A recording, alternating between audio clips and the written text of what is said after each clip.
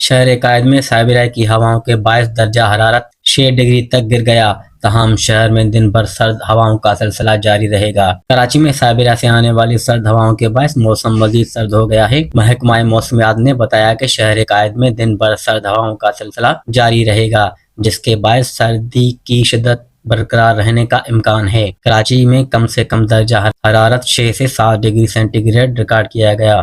دوسری جانب ملک بھر میں کڑاکے کی سردی پڑ رہی ہے۔ محکمہ موسمیات کا کہنا ہے کہ بالائی علاقوں گلگت بلتستان، بالائی خیبر پختونخوا اور کشمیر میں بارش اور برف باری کی پیشگوئی کی گئی ہے، جبکہ پہاڑوں پر مزید برف باری پڑنے کا امکان ہے۔ گلگت بلتستان شدید سردی کی لپیٹ میں ہے، جہاں اسکردو میں درجہ حرارت -14، استور میں -11 اور گلگت میں -8 ڈگری سینٹی گریڈ تک گر گیا ہے۔ آزاد کشمیر کے علاقے بمپر میں سردی کی شدت کے باعث تعلیمی اداروں کی تعطیلات میں 17 جنوری تک توسیع کر دی گئی۔ شمالی بلوچستان میں بھی یک بستہ ہواؤں نے سردی بڑھا دی ہے۔ زیارت اور کلات میں درجہ حرارت -7، جبکہ کوئٹہ میں -2 سے -3 ڈگری ریکارڈ کیا گیا، جہاں سڑکوں اور گلیوں میں جمع پانی جم کر برف بن گیا۔ پنجاب میں بھی سردی نے ڈیرے ڈال رکھے ہیں۔ لاہور میں درجہ حرارت 2 سے 3، فیصل آباد میں 1 اور ملتان میں 3 ڈگری سینٹی گریڈ ریکارڈ کیا گیا۔ اسلام آباد میں پارہ 0، جبکہ پشاور میں 1 ڈگری رہا۔